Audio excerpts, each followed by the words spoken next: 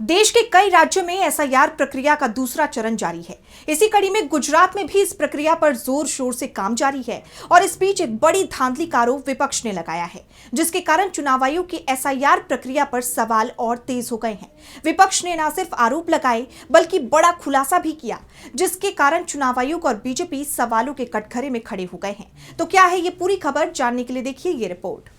देश के 12 राज्यों और केंद्र शासित प्रदेशों में एसआईआर प्रक्रिया जारी है और इस बीच गुजरात से आई एक खबर ने सबका ध्यान अपनी तरफ खींच लिया। कांग्रेस ने आरोप लगाया है कि एसआईआर में आपत्ति दाखिल करने के आखिरी दिन से ठीक पहले अचानक लाखों फॉर्म नंबर 7 जमा कराए गए हैं। विपक्ष ने इसे वोट चोरी करार देते हुए एक्स पर पोस्ट किया कि गुजरात में एसआईआर और चुनाव आयोग की TINA यानी देयर इज नो अकाउंटेबिलिटी यानी कोई जवाबदेही नहीं। नेता विपक्ष राहुल गांधी के वोट चोरी का खुलासा होने के बाद बीजेपी ने उसका नेक्स्ट लेवल चुनाव चोरी का मॉडल अपना लिया है। चुनाव चोरी मतलब आपके वोट अधिकार की चोरी। इसका नया खेल गुजरात में सामने आया है।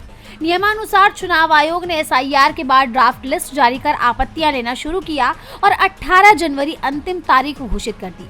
15 जनवरी तक गिनी चुनी आपत्तियां आई, लेकिन असली खेल उसके बाद शुरू हुआ। षड्यंत्र के तहत अचानक लाखों आपत्तियां यानी फॉर्म नंबर 7 जमा करा दिए जाते हैं। यही नहीं, कांग्रेस ने एसआईआर प्रक्रिया को अंजाम देने के तरीके पर भी कई गंभीर आरोप लगाए हैं। कांग्रेस का कहना है कि नियमों को ताक पे रखकर आपत्तियां दर्ज की गई हैं। पोस्ट में विपक्ष ने आगे कहा कि 23 जनवरी को जब चुनाव आयोग की तरफ से जारी 12 लाख आपत्तियों में विशेष जाति वर्ग क्षेत्र को निशाना बनाने के लिए नियमों को ताक पर रखकर एक ही व्यक्ति के नाम से दर्जनों आपत्तियां दर्ज कराई जाती हैं, जिसमें नाम किसी का, हस्ताक्षर किसी के, और चुनाव आयोग एकदम मूक दर्शक बना रहता है।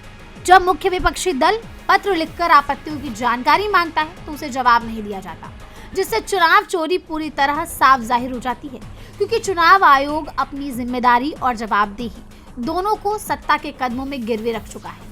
कांग्रेस ने चुनाव आयोग पर आरोप लगाया कि चुनाव आयोग भले ही अपनी जिम्मेदारी से भागे, मगर वो चुनाव आयोग को भारत के लोकतंत्र और जनता के अधिकार से खिलवाड़ नहीं करने देंगे।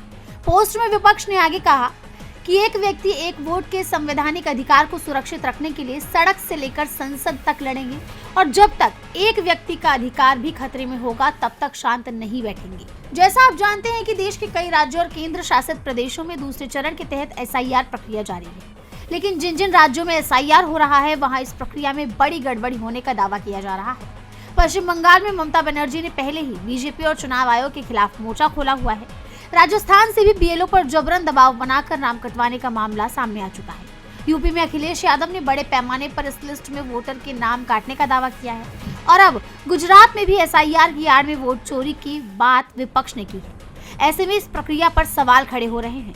देखना होगा कि विपक्ष के इन दावों पर चुनाव आयोग की तरफ से कोई सफाई सामने आती है या नहीं। टीवी लाइव की रिपोर्ट।